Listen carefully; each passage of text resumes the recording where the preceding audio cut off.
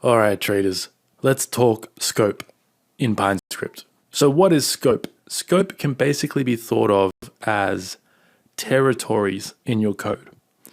Certain parts of your code has its own territory, and certain territories cannot reference material from other territories. So the easiest example I can think of to show you what I mean straight off the bat is if statements. Let's create an if statement. Let's say if the current bar closes higher than it opened, and now if I hit enter, if I write here, let's create a variable called my variable, and we'll set it to 1. If I save this code right now, we are going to get an error. The reason for that is our if statement needs code within it in order to compile.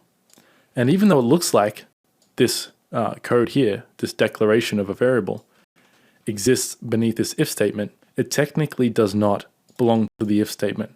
This is because in code, especially in PineScript needs you to explicitly tell it which code belongs to this if statement.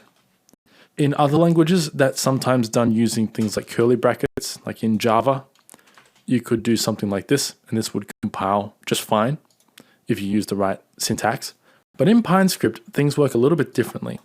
In order to define the scope of this if statement, we need to use what's called indentation. Now, indentation is just another programming jargon word for spaces. So you'll notice there are a lot of words in programming, especially if you're brand new to programming. There are so many words in coding, or finance for that matter, in trading. If you're new to programming, you're going through a similar learning curve that I went through becoming a trader, which is learning all of the jargon. And anyway, in programming, indentation is one such word. It just means spacing in your code. So there are two ways we can indent our code. One way is to hit the tab key. That will automatically indent our code. That's the easiest way to do it. You can also hit the space key 4 times. So 1, 2, 3, 4, and that will count as indentation. So if I get rid of this indentation, let's save the script and I'll show you what I mean by the error. Here we have mismatched input, blah, blah, blah, blah, blah. You don't need to know what that means. All it means is that we screwed up our indentation. So let me tab this code. And now when I save the script, it works just fine. But now here's where things get a little bit interesting. Let's say I want to plot this variable onto my chart. You'd think I could just copy this and paste it into the plot function, save the script, and we'll get one drawing onto the chart. But you'd be wrong. We're getting an error. The reason for this error is scope. So this if statement has its own scope or its own territory. It can be thought of as territory. So everything that occurs within the lines following this if statement, where we have tabbed our code or have 4 spaces after this if statement, this variable belongs to this if statement, and nothing outside of this if statement can reference it. In other words, this variable basically does not exist anywhere else other than this one line of code. If I press enter and I say new variable equals my variable times 2, new variable will be set to 2. And we can reference this variable, and I can have as many lines here as I want, and all of these lines of code will belong to this if statement's scope, and they can talk to each other basically within that scope. But if I try to plot new variable, we'll get an error. Now, your script has what is called parent scope. Basically, anything that occurs along this here without any spaces, any code that occurs in your script that does not have any indentation, belongs to your script scope, your parent scope. So what that means is, if I create a variable here, if we say parent scope variable, we set that to 0, I can now reference this variable within my if statement, because we have our script scope, and then we have our if statement scope, which exists within our script scope. So any variables that are declared before our if statement begins can be referenced within our if statement scope.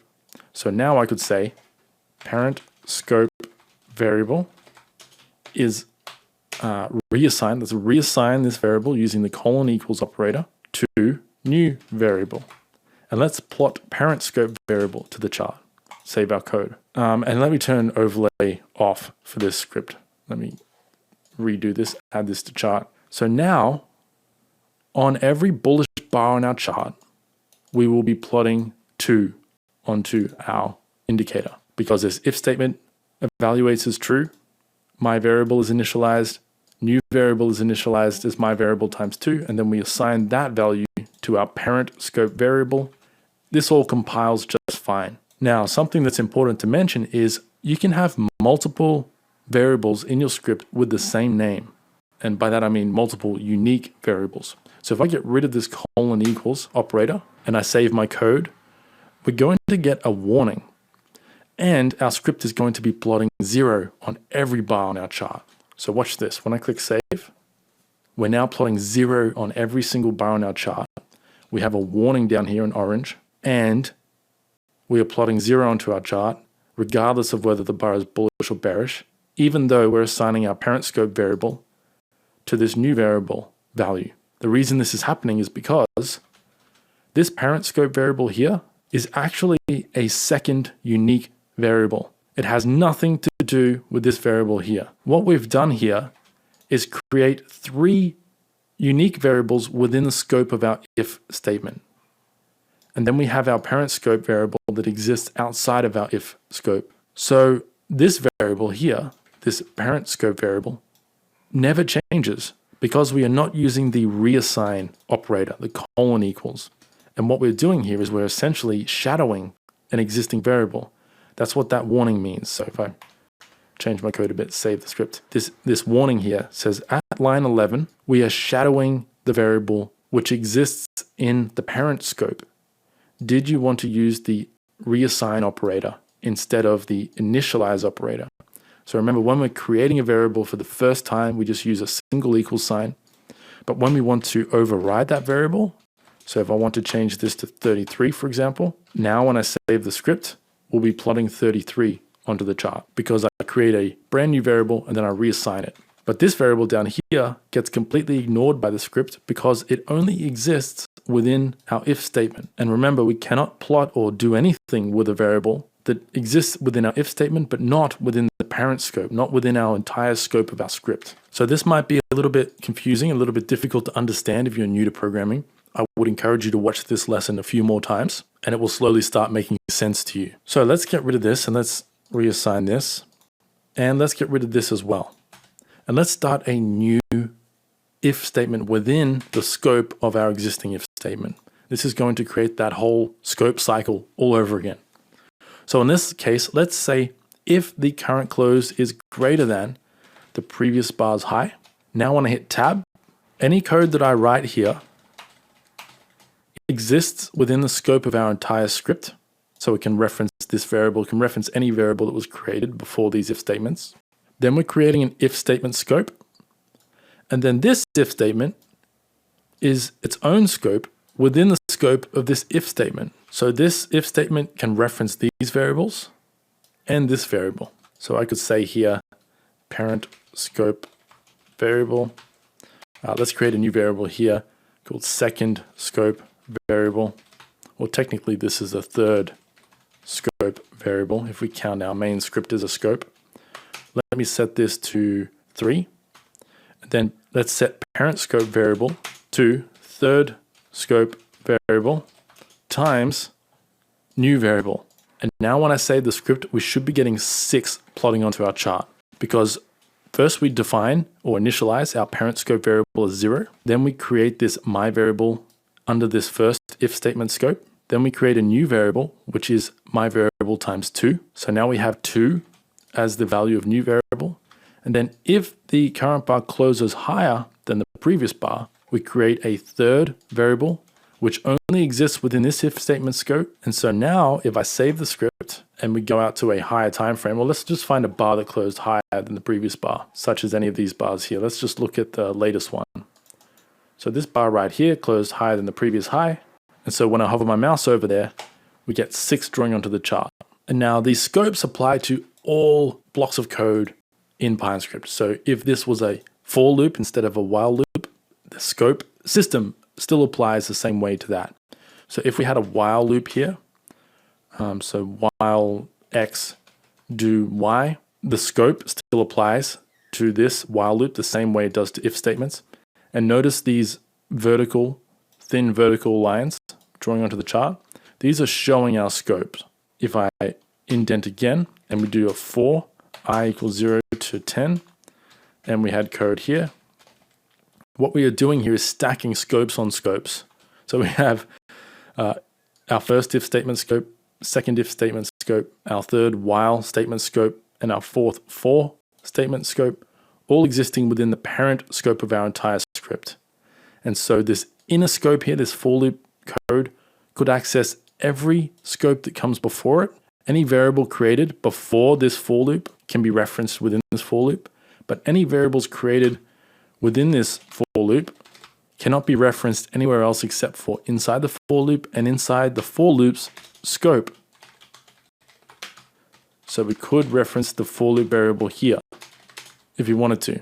Now, this is pseudocode. If I try to save this, it won't compile because some of these variables don't exist, but this is just for demonstration purposes. I'm just trying to drill home the idea of scopes within scopes. You can do it infinitely. Well, within reason. There is obviously a limit to how much code you can have in a script before your script won't run. But the idea is that you can have a parent scope and then a scope within that, and then a scope within that, and then a scope within that, and a scope within that.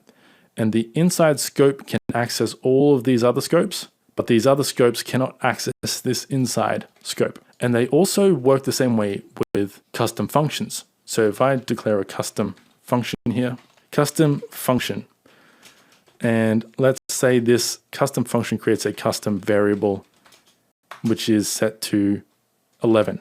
If I try to plot this custom variable to the chart, we'll get an error because the variable, custom variable, doesn't exist in my main script. It only exists in the scope of my custom function. However, if I create a parent scope variable and we set this to 12, and now if I paste that in there, parent scope var, and I plot parent scope variable to the chart, this will compile just fine because our parent scope variable was created before our custom function scope ever came into play. So let me try changing our parent scope variable to 6, for example.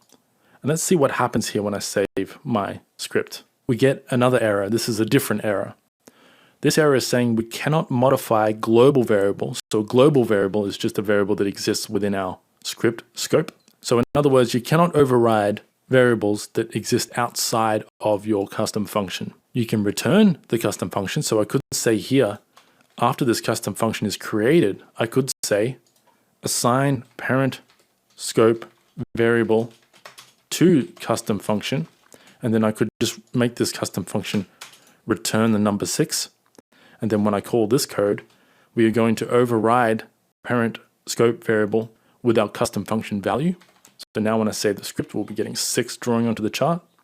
So you can do it that way, but you cannot directly manipulate parent scope or global variables is what any variable created in your main script code scope is called. It's called a global variable since it's accessible by all of your scopes in your script if it's created here. So that's why I like to create my user inputs at the very top of my script. That ensures that my user input setting variables are accessible throughout all of the scopes in my script since it is a global variable. But anyway, that is just a crash course in indentation and scopes. One final thing I want to mention before we wrap up this lesson. For those of you who are new to programming, I'm sorry if I'm making your head explode right now. But as I said earlier, don't worry. This will all become very intuitive as you develop as a coder. It's actually a lot more complex to explain in theory and in words than it is to intuitively understand once you start working with code and building your scripts. But the one last thing I want to mention before we wrap this up has something to do with the data types that your scopes return. So the best example I can think of to demonstrate this is a switch statement. So let's say we have a list of options that the user can choose from. I'm going to use the input.string function here. I'll give it a title of options. I'll give it a default value of def val, and I'll give it a list of options, def val option A, option B. That'll do. Now let's try using a switch statement. Let's say that we want to set some sort of variable. Let's just create some variable equals switch options. And now if I hit enter and then tab, and then I list one of my options, so I could say def val here, default value, equals right arrow, and then let's just say this returns 1. So this will set some variable to the value of 1 if options equals def val. So if the user has selected def val, some variable will be set to the value of 1. Let me save the code, make sure that compiles. There we go, no problems there. And let's plot our value to the chart. Now let's try setting option A to 2. And on the subject of indentation, you don't need to have one space here. We could tab this if we want to keep them all neatly aligned. There's nothing wrong with that. Same with your equals. If you've got a bunch of input parameters that have varying lengths in the name, you can tab your code so that your inputs are all aligned neatly. But anyway, let's save this code. And if I come to the settings menu and I select option A, we should be getting 2 drawing onto the chart. Now for option B, let's try returning a string. Let's return 3 as a string. Now when I save my code, we'll be getting an error because one of the return types of our if or switch block is not compatible with the return type of other blocks. So we need to have consistent data types returning in our if statements and our switch statements. So that's an important thing to mention. It's probably pretty obvious to most of you, but if you ever get that error, that means that there's something wrong with your switch or your if statements and it's returning the wrong data type compared to some of the other data types that that statement is returning. So we could do the same thing here with if statements. We could say some variable equals if options equals def val, enter tab, and then we could just put 1 here. That works just fine. If I select option A, we get 2 drawing. And now if I say else if options equals option B, return 3 as text, as a string, we'll get that same error that we just got before with the switch statement. Now this is an obscure sort of issue. It's not often you'll run into this problem. It's not often you'll even use if statements to assign a variable a data type. I don't think I've shown you guys how to do that yet in Pine because it's kind of redundant since we can do this with switch statements and it's way more efficient. But I thought it was important to mention that in the context of returning mixed data types in your if statements and switch statements, this can be a problem. It can also be a problem when using custom functions. So if I say custom fn is set to, and then let's say if close is over open, return 1. If close is under open, return 2 as a string. Or let's just return some string. Now if I save the script, we'll also be getting an error because, oh well, first we're plotting the wrong thing here. So our custom function is technically compiling, but when we try to plot it to the chart, it says we cannot call plot with argument series string. So it's detecting that this function can sometimes return a string and then we can't plot that onto our chart. Now the final thing I want to show you before we wrap up this lesson is how we can use indentation to wrap a function across multiple lines. So here we have the plot function. If I want to, let's title this my plot and let's set the series to the closing price. Let's set the color to color.white and the line width to 2.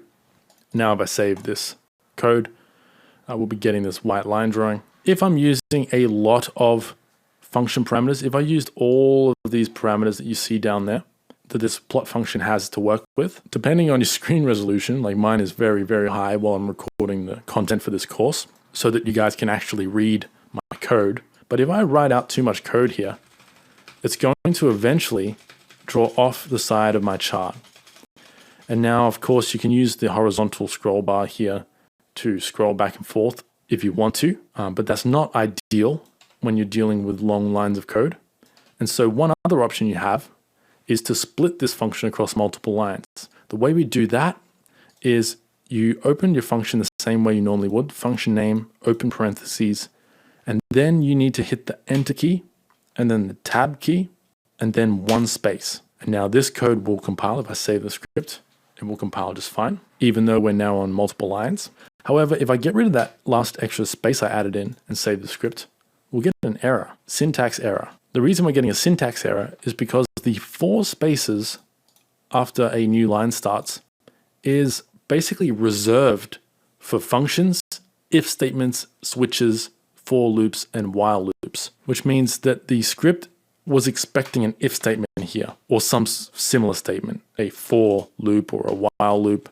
Because we have 4 spaces after this new line, we've confused the PineScript compiler. It doesn't know what's going on now. The way we fix that is by having any other number of spaces after we start a new line, except for 4. So we could even have 1 space here. This should work as well if I save the script. That compiles just fine. So you don't need to hit tab and then 1 space. You could split this across multiple lines just with 1 space like that. Now, you don't even need to have your commas at the end of the line. I could even move my comma there if I wanted to. We could move our commas to the start of the next line, and that will also compile. But I think it's more intuitive to read the code if you leave the commas at the end of the line of code. That's what I usually do anyway.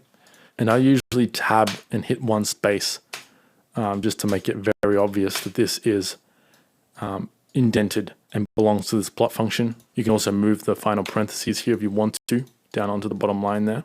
If I save that code, compiles just fine, it's running just fine. And that is basically all I needed to tell you about scope and indentation. It's a pretty complex concept to understand, especially as a beginner programmer. But don't worry, we'll be using scope frequently within our scripts. So you'll see plenty of practical applications of scope. And for now, that will do it. Thanks for watching, and I'll see you in the next lesson.